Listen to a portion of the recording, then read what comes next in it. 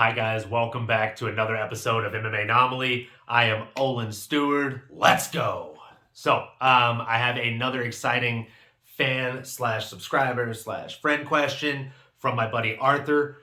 We are going to jump into that in just a minute. I did want to go ahead and give a quick honorable mention to Eagle Fight Club. They had their first big US card just last night, Eagle FC 44. And it actually had one of my favorite fighters of all time as the co-main event. Rashad Evans fought Gabriel Checo. And my gosh, it looked like a vintage Rashad Evans wrestling clinic. It was absolutely beautiful. Okay, so again, one of my favorite fighters of all time. He went out there, and I was very worried because he actually hasn't had a win since 2013. I believe that win was over Chael Sonnen, who is actually another fighter that I really like. So it was really nice. It felt like a feel-good story. And I mean, honestly, if he retired after that, I wouldn't mind at all. I'd be a happy guy. However, if he came back and he fought again, I actually think he would continue to do well. He looked really good. He was in great shape. His cardio was fantastic. And again, it was just a wrestling clinic by Rashad Evans. And Checo has no problem being on the ground. He has a lot of submissions on the ground. He's a very good fighter, and he's a good Brazilian Jiu-Jitsu fighter, right? So nothing that he was putting up as far as threats. He tried, heel hooks, he tried leg locks, and nothing really made Rashad feel super threatened. Rashad was body surfing around him. He looked like a jiu-jitsu ninja out there. So as my buddy Matt pointed out, maybe vegan Rashad is the next mythical UFC fighter, right? Like salon quality Poirier and C-level Cain Velasquez, etc. The other honorable mentions from that card that I definitely want to mention are Sean Bunch the Great. He trains out of AKA. I've seen him over there like quite a few times whenever I was training out there for years, and he fought on the card as well. He actually looked like he was in trouble in the, I believe it was the first round actually, and then came back, rallied to get the unanimous decision. I believe it was a 29-28 unanimous decision across the board for him. So awesome job, Sean Bunch. And Ray Borg. Ray Borg, a lot of you guys should probably know from the UFC, went out there and looked absolutely phenomenal.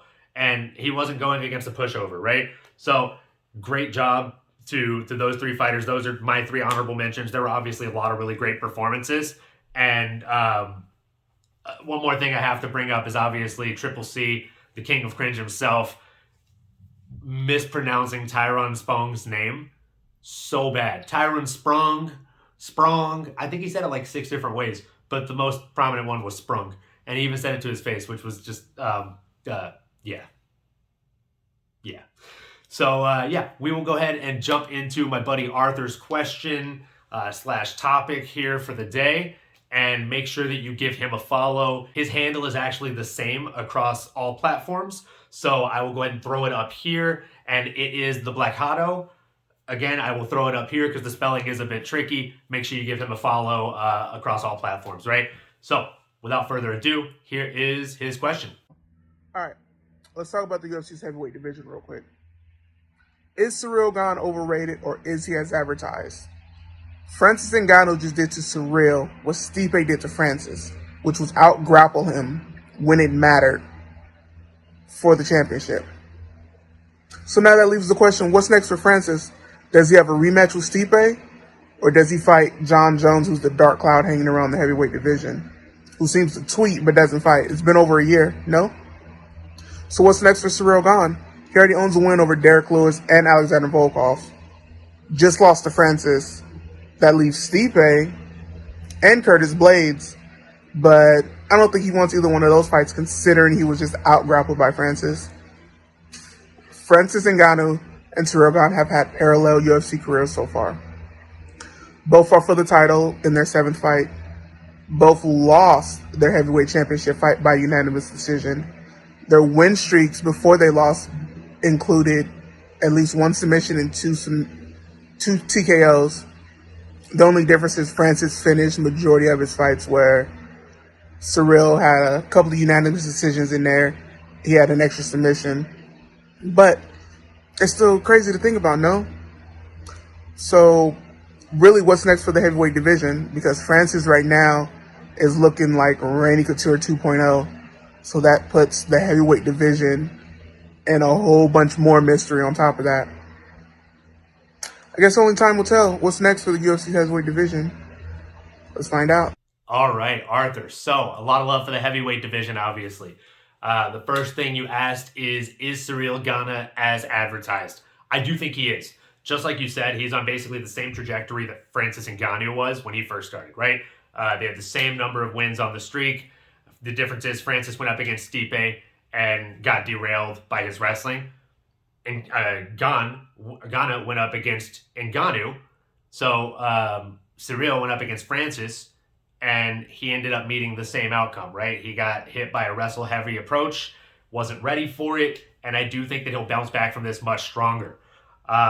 What do I think should happen next?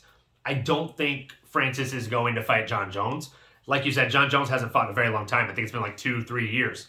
I don't know if John Jones ever fights again. And honestly, as a fight fan, I used to love John Jones. If he never fought again, I don't think I'd be upset about it. With his antics outside of the octagon, the things that he's done, I won't go into everything. Most of you guys know. Those of you that don't know, look up John Jones domestic abuse.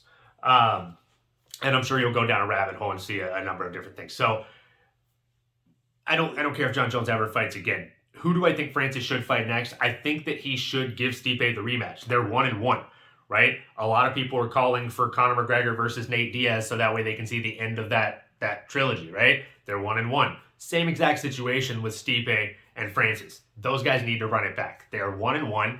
I feel like Francis has grown significantly. So is Stipe. So let them run it out, and whoever wins this one, it's for all the marbles, as the kids say, right? So let that play out, and yeah, not John Jones. And then what do I think should happen next for Surreal Ghana? I think he should probably not fight Curtis Blades, just like you said. I mean, you don't want to feed him to a super wrestling heavy guy again, but I do think that you should give him to the winner of maybe like a Tom Aspinall versus Alexander Volkov. So the reason I say that is because obviously Tom Aspinall is breaking into the rankings, big up-and-coming name that came out of nowhere, very similar to Surreal Ghana, has a lot of hype behind him in the UK, and you have Alexander Volkov, who is a seasoned veteran, and he would, I think those two have actually already fought, but again, he's number 5. It would be a good matchup for him, for both guys, and I mean, realistically, I think that's the fight to make. I'd love to see you in the comments, Arthur, or whoever else. Who do you think Surreal Ghana should fight next? Who do you think Francis should defend the title against next?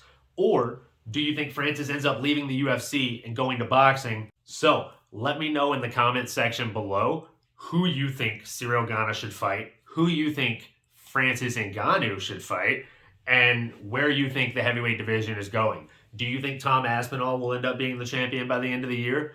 Do you think that Alexander Volkov is going to expose him in any way? Personally, I like Tom Aspinall. I like his fights, and I'm very intrigued to see what happens in that matchup. And also more intrigued to see what happens as he continues to climb the ladder of heavyweight. Sound off in the comments below. Send me more videos. Let me know who you want me to talk about next, what weight class you want me to talk about next, and how wrong you think some of my takes might be. Also, let me know in the comments, did you watch Khabib's first US fight card, Eagle FC 44? Yes or no? Like, comment, subscribe, all of that stuff you do on YouTube. Make sure you hit the bell, all those things for the notifications. And as always, I appreciate the continued support. I love you all, and enjoy the hostilities, guys. There are no fights today, but there is the WWE Royal Rumble, and that'll probably be a lot of fun to watch, as much as I hate to admit it. So let's go. Enjoy the hostilities, guys. See you next time.